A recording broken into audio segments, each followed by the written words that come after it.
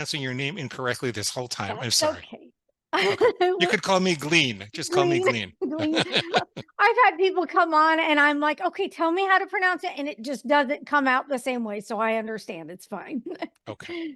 As someone who strives for a healthy lifestyle, doing all the things I can fitness wise and what I put into my body, it's very important to me that people understand sometimes what is causing their cravings Mhm. or why they can't get their brain to do what they want it to do. So Mhm. you've got some insight on that. You've written books on it.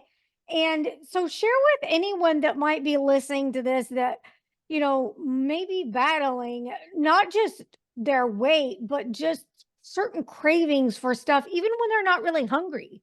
And eating beyond their own best judgment. Yeah. Um, I will summarize Yeah. a lot of what we talked about in the last interview, and I'll try to make it so this will stand on its own. Sure. But I'd encourage people, if they want to go into the details, to listen to the Let's last interview. Okay. Um, First of all, I'm not just a doctor that wants to work with people to lose weight or have eating problems. I had a very serious problem myself. Spent 20 years trying to solve it, trying to love myself thin. That didn't work. I was also a consultant, unfortunately, on the wrong side of the war for the big food and big advertising industries, and was kind of in a unique position to see what they were doing, which is, really targeting the reptilian brain, trying to give us all these hyperpalatable sensations without giving Mhm. us the nutrition to feel satisfied. And when you look at what's going on in our society between that and the advertising industry being very effective at pressing those buttons, and the treatment industry saying that you can't really ever solve a craving on your own, that if you're really addicted to food, that you've got a chronic progressive mysterious disease that gets worse, in the closet while you're doing nothing about it. It's a perfect storm. It's a perfect Uh-huh. storm for overeating today. And the solution that I found is really twofold. And it took me a lot of years to find it. And I subsequently wrote a book. Book got really popular. I work with, about 2,000 clients. Um, and so this is not all something I developed by the method of rectal extraction, but very careful work with Yeah. consumers. And okay, so essentially, I recovered with the first half of the solution, which took me a lot longer because it was only the first half. And the first half of the solution is to create a very clear tripwire so you can distinguish between healthy eating and not healthy eating. Because, like my grandfather used to say, if you don't know what you're aiming for, you're probably going to hit something else, which was a paraphrase of Yogi Berra. So you got to know what's a healthy thought, what's an unhealthy thought, what's a healthy behavior, what's an unhealthy behavior. And so you might make a tripwire. My first one was, I will never have chocolate on a weekday again. Hmm. That way I could organize my thoughts such that if I had a thought that suggested I worked out hard enough, even though it was a Wednesday, and I could have that chocolate bar at the counter if I really wanted to, a couple of bites were not going to hurt. I could just start tomorrow. I could say, wait a minute, that's not me. That's my inner food monster. It's moaning for Monster Mush. Chocolate on a Wednesday is Monster Mush. I don't eat Monster Mush. I don't let monsters tell me what to do. Wakes me up. Wakes me Yeah. up. It's a space between stimulus and response. Then I can say, what's wrong with what it's saying? So I take a couple of deep breaths to calm down. I write down why it says I should have it. Well, it'll be just as easy to start tomorrow.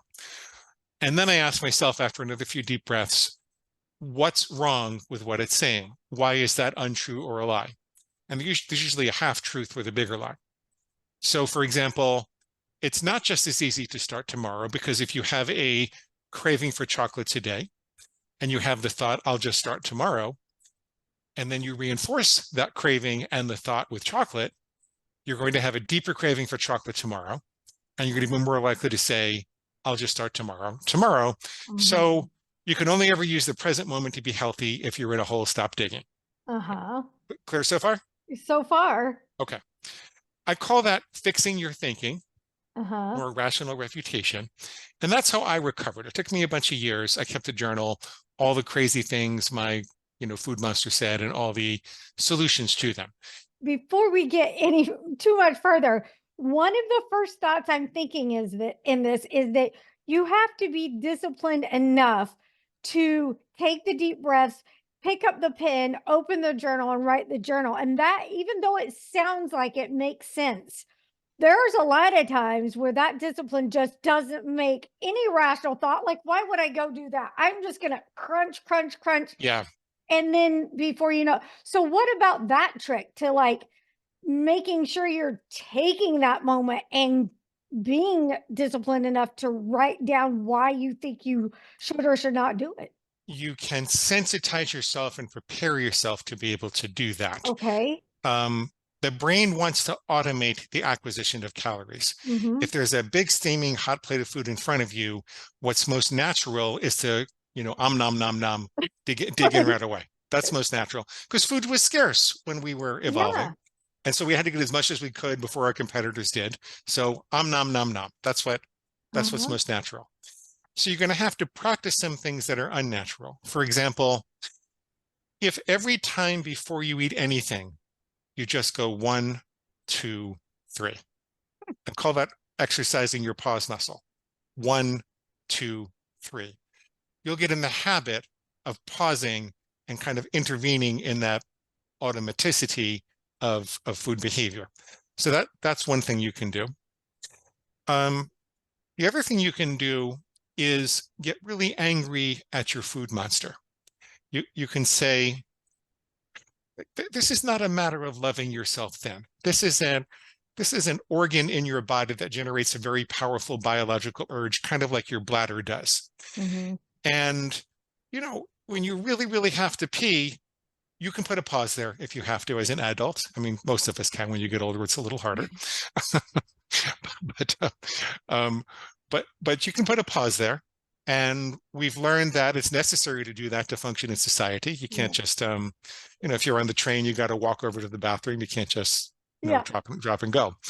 I mean, it sounds silly, but I want to remind people that there are other very powerful biological urges for which you can intervene. And you can make a list of all the things that the food monster is ruining in your life. Like for me, it was putting me at risk of diabetes and cancer and heart disease and a stroke. And it was taking away my confidence to walk around in the world as a tall, fit, thin leader. It was taking away my sense of peace and presence, Mm-hmm. because once I would break my plan, I started obsessing about how else I was going to break the plan and how was I going to make up for it, and Right. yada yada yada. My whole life became about food at that point, and so it was taking away so much from me that I got really mad. And if you switch from thinking about it like this wounded inner child to this thing that's really trying to take over your life and doesn't care about what you want and what you dream about and the people that you love, you say, wait a minute, I don't want the monster to be in charge. I don't want to be the monster's slave. I want to be its master. I want to be the master of my own destiny. And so you get this aversive reaction when you start to get those cravings and those thoughts that wakes you up, and it intervenes in that automatic behavior. So it's kind of a combination of practice, building that pause muscle, and developing a set of, just really being sick and tired of the food monster ruining your life. Now, some people's lives are not ruined to the extent that my life is ruined. Sometimes it's just eating a little beyond your own best judgment. But Mm-hmm. even so, wouldn't it be nice to eat what you said you were going to eat rather than feel like you could lose a war with a bagel and not wake up for a couple of Right. days? Right. Yeah. At what point did you get to where you're like, no, this is ruining my life? What did it take? What was that final straw? Um, so people think that when you hit bottom, quote unquote, that everything is going to turn around. Mm-hmm. I hit bottom multiple times and things didn't turn around because I had the wrong information. I thought I was sick. I thought I had to nurture my inner wounded child. So, I mean, I could tell you some of the worst times. One time I put a bunch of food in the garbage and I did some stuff to it, and then I took it out and ate it anyway. Oh, Um, goodness. there was another time I went to 7 different drive-throughs so nobody would know how much I was eating. Um, I mean, there were other things like that I felt like I would never get that low, and I did get that low. Um, but if you're waiting for that bottom to turn you around, there are two problems with it. One is called bottom fishing, Okay. is you're trying to get it's almost like your food monster is trying to get as much junk in as it can before you stop eating it forever. Uh-huh. And that actually does more damage. You should always just use the present moment and, move forward. And I forgot the other problem with it at the moment. Fine. I've But always wondered about when people say, "Oh, I'll just like, for example, with a resolution, I'll start X date," and I'm always like, "Why not just start now?" Or when it comes to like the diet thing, I'll just continue to pile on the calories that I'm going to have to take off later. I'm like, "Why do that to yourself? it, Just stop." I, if you're in a hole, stop digging, right? right, right, If you're right, in a hole, stop digging. Yeah. right. You can only ever eat now. Now is the only time you can put Yeah, food in your mouth. yeah, So now is the only time you can decide. It's yeah, absolutely true. It's yeah. absolutely true. So that was. I'm sorry. Go ahead. Did you want to ask No, go something? ahead. Yeah. What else? So fixing your thinking was half the story for Yeah. me. The other half, which I didn't realize until I'd worked with a few thousand people, um, and it came to my attention because there was a whole crew of people who would do really, really well for a month or two, and then stop using the techniques when I would follow up at 6 months or a year. Hmm. And I said, "Why are you doing that?" Because it works so well when you follow it, and I didn't understand why people would let go of it, because I didn't. I really, Mhm. every now and then I might make a mistake, but I would never say, "Screw it, I don't want to use this anymore."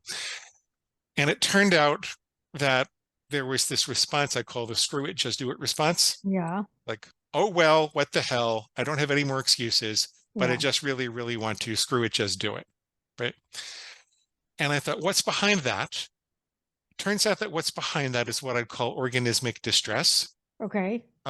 which is inadequate nutrition, not enough sleep, too many decisions impinging upon your senses every day, feeling isolated from your tribe or loved ones, not getting enough water, all the types of things that we intuitively know we need to attend to self-regulate, that we experience as a much vaguer term called stress.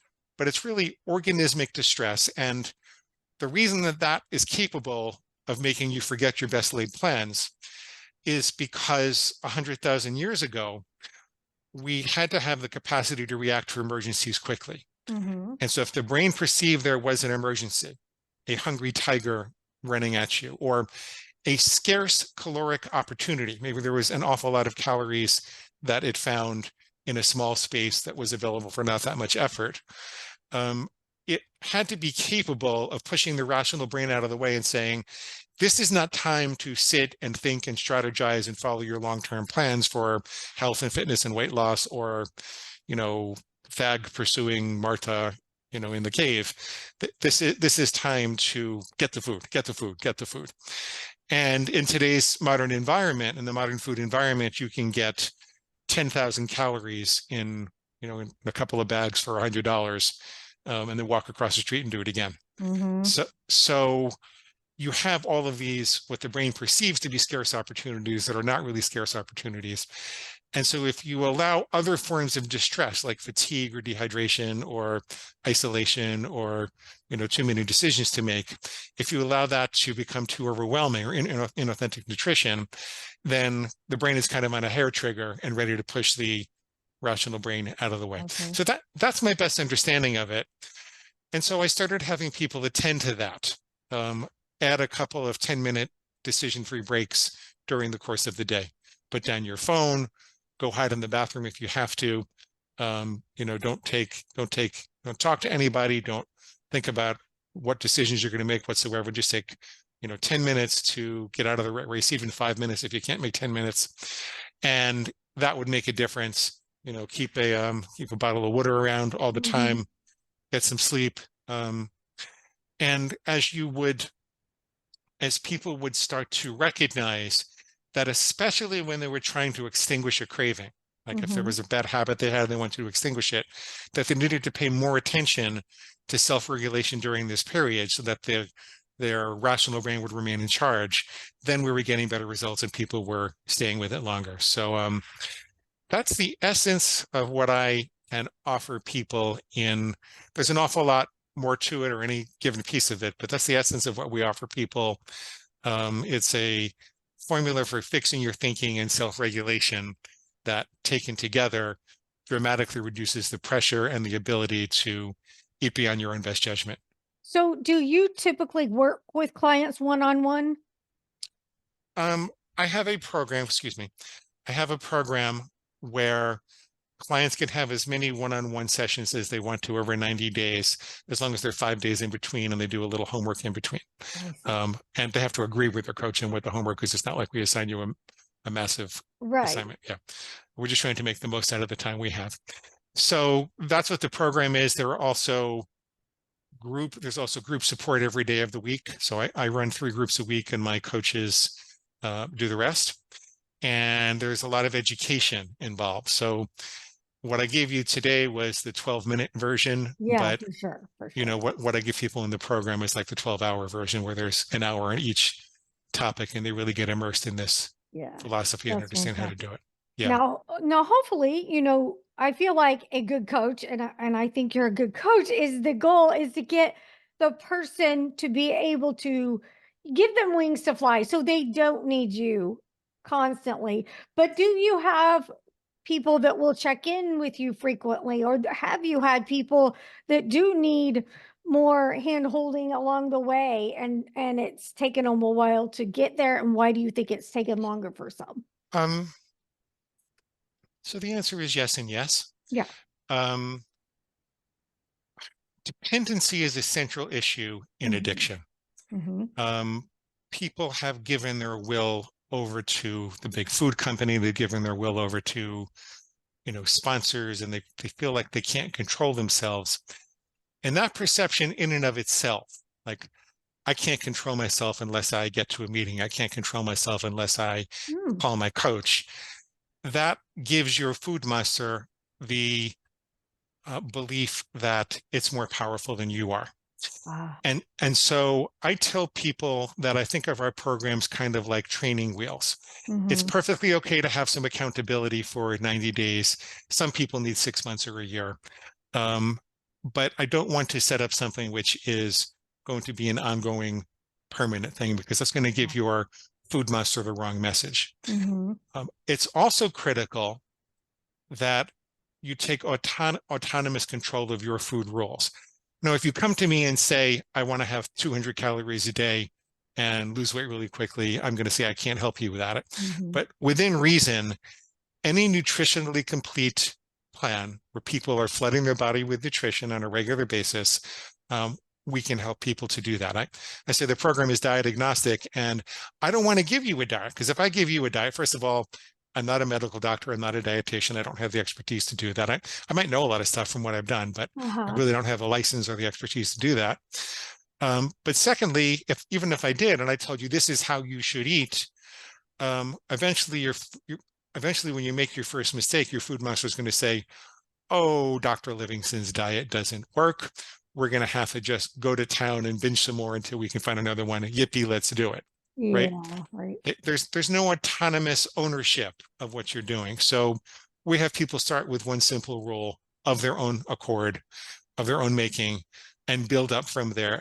And a lot of the coaching that we do is to customize the set of rules that people really want to work with so that it works for their diet and their lifestyle and everything like that.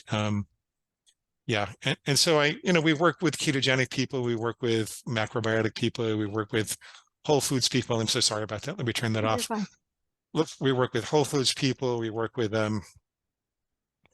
we work with whatever dietary philosophy you can imagine. I will tell you that the less processed foods you have, the easier it is to get control of this. Because industry is putting stuff in this food, or food-like substances, it turns off your ability to know when you're hungry and full. I mean, you think it doesn't affect you, but man, it affects you. It does affect you. So the less of that you have, the better. But we also have methodologies for allowing you to moderate that and try to get it under control. And 2 to 3 people can do that. So, yeah. Now, I know you've said you're not a medical doctor or a registered dietitian. What about people that don't realize maybe they do have an underlying medical condition and they haven't realized it yet? They're coming to you and they're not understanding why they can't flip the switch. How do you help them work through that? And has that happened on an occasion or two with you? Well, when you come to work with us, you'll sign something that says that your doctor is aware that you're working Okay. with us and has evaluated that this is appropriate for you. Okay. Do some people sign that without actually doing it? I don't know, Yeah. but my Okay. philosophy is that the medical opinion comes first, Okay. and I don't want to overrule your doctor in any way. For example, I found, and I think we've worked with maybe more binge eaters than just about anybody else. Uh-huh. Um, and we found that when people try to lose weight quickly, that it backfires. Mm-hmm. And so we have about twice the success rate if people don't lose more than a pound or two per week. But there are some medical situations where the doctor will say, no, you have to lose weight more quickly than that because we're going to do surgery or you're at risk of a heart attack or Mm-hmm. stroke. And they always say, by all means, listen to your doctor about that. Yeah. Yeah. Um, so, you know, there, most people think that they eat healthy, but they could eat healthier. Uh-huh. And when I send them to a dietitian or nutritionist, they learn a thing or two, like even if they read all kinds of books that they didn't know. And it has more of an impact on your cravings than you think it does. Mm-hmm. Um, I remember when I had to get off all salt. My blood pressure was a little high. I had to get off all salt. And I was craving this salty bean soup and salty bean soup. And I kind of thought, it's just beans and vegetables and a little bit of olive oil. What's the big deal? Um, but I was just craving it. It was driving me crazy. And I talked to a dietitian who told me to have more greens and to get this barley grass juice supplement, which I don't sell or have any affiliation with. Okay. And I did that and I started putting it in my smoothie. And all of a sudden, I wasn't craving the salt. So Yeah. what's going on there? There was some authentic nutritional need that I had. Mm-hmm. And you can make all the rules that you want to. If your body really, really needs something, it's going to keep pushing for the craving. That's why I say there's some rules you can't make. I can't say I will never pee again because in the next 6 to 12 Right. hours, yeah, Yeah. yeah. What are some of the things you mentioned, the less processed, the better. What are some of the things that you keep in your house to make sure that you're not cravings, but you're eating the healthy snacks and the less processed foods? I have a rule for myself that says I have a big healthy salad with cruciferous vegetables, usually cabbage, Yeah. and some apples and a nut or seed-based dressing. Uh-huh. I don't overdo it on the dressing because it's kind of caloric. And I find that dramatically cuts down my cravings every day. And you can see I have a lot of apples and fruit on the Oh, you table. That's do? Yeah. always available. I'm a big guy. I'm very active, so I'm eating 3,000 calories a day. But so I keep that. I'm a fan of Dr. Furman, the Eat to Live guy, Mm-hmm. and he has some pre-made products like this pre-made vegetarian bean chili with no salt whatsoever and no oil. And it's just easy. I just open the box, cost me like $5 a box or something like that. So it's just an easy meal. It's readily available. It keeps me full for a while. I do that. I like to make smoothies. I put all types of different greens in my smoothies, usually along with some type of fruit, something like that. Um, I don't skip meals. Mm-hmm. I find that even if I have a 12-hour day, that I'll make sure I carve out some time to eat along the way. So Do you stop eating so many hours before you go to bed? um, usually, I I've don't have heard a some rule that different says like, I've heard well, I've heard some people say don't like a minimum of 3 hours. I talked to one person that said have a spoonful of honey or some kind of carbohydrate before hitting the sack. I didn't know if you had a thought on that or I have a lot of thoughts on that. okay. Um, I believe that I know what's medical. Well, I can't say I know what's medically best because I'm not a doctor, but Right. after talking to a lot of people, My understanding is that the muscles that move the food through your digestive system require rest. Muscles Mhm. is called peristalsis. And the thing is that's responsible for moving it through your stomach and your intestines and everything. If they're always working, they're not as efficient as they could be. They require rest. And your body needs to go through a period of detoxification. And I forget whether it's catabolic or anabolic phase, but Mhm. there's a phase that you have to go through to lose weight. So it's easier to lose weight if you're not eating in the middle of the night. That said, I find that just about the hardest rule that people ever make is I will never eat after 7 or I'll never eat after 8 o'clock. Yeah. And it takes the longest to get successful with that.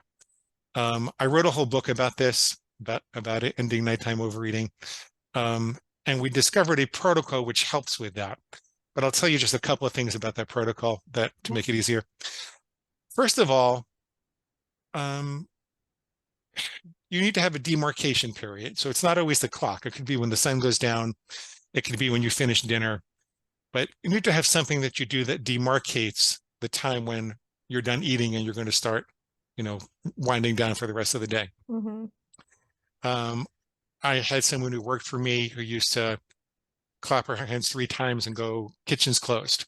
I, Yeah.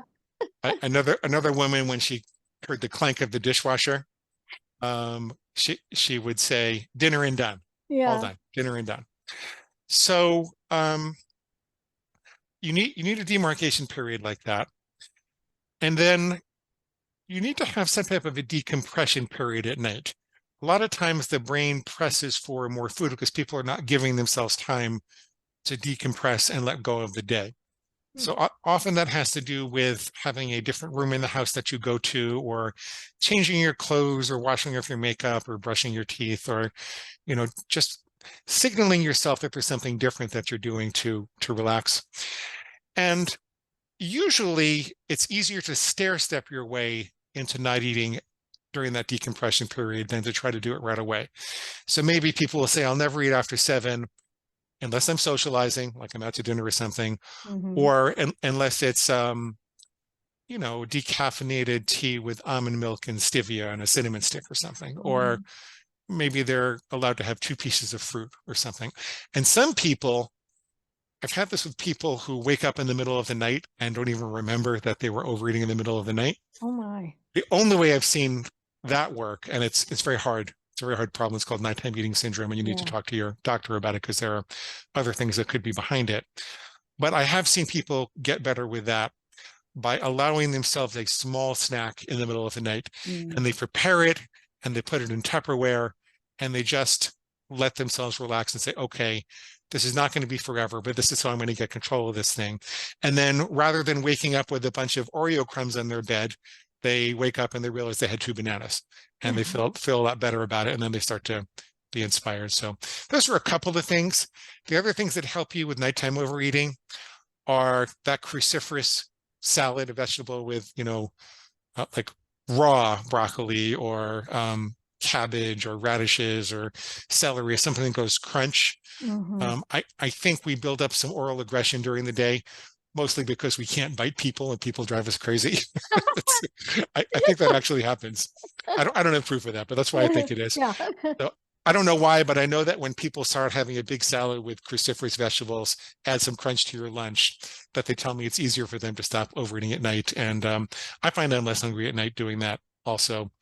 And everyone who struggles seriously at night usually puts off having breakfast in the morning. And people always tell me, yeah, but that's so good for you. You have to have these long fasts. First of all, I'm not so sure that that's the case. I saw a meta-analysis which said that people who don't eat breakfast have a 25% increase in all-cause mortality. So I'm not sure that it's true. It could be true. I don't know how strong that meta-analysis really was. But secondly, I can tell you in my own personal experience, I have not helped one person, nor have any of my coaches, and I've worked with 10 coaches over the years. We've not helped one person overcome nighttime overeating if we couldn't get them to eat breakfast like before 10 o'clock.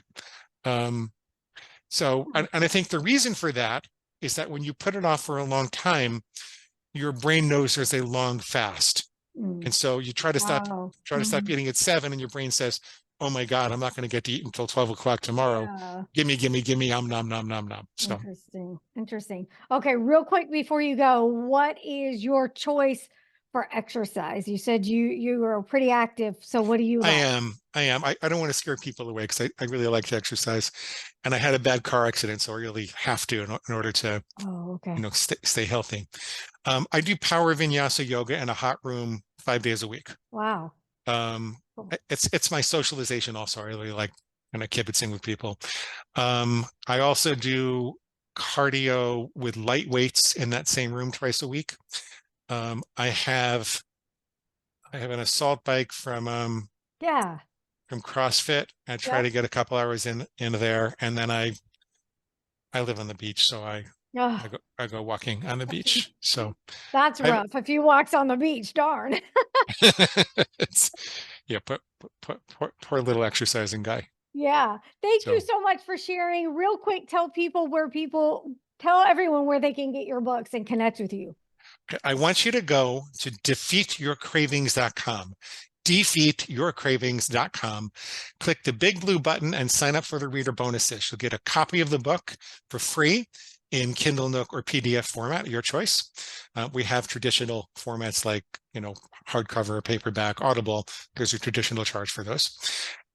You will get a set of recorded coaching sessions so that you can see how this works in practice rather than abstractly in theory. And you can hear people go from feeling confused and despairing and hopeless about food to feeling confident and optimistic and enthusiastic in just one session. And you'll get a set of food plan starter templates. So regardless of which dietary philosophy you have, we've thought of some potential rules you could consider adopting so that you could utilize this in practice. It's all at defeatyourcravings.com, where you can kill your cravings eating what you love. So Thank you. defeatyourcravings.com. Thank you so much, Dr. Glenn Livingston, for sharing your experience and helping people cut the cravings. Appreciate it. Follow along and listen at runradio.net.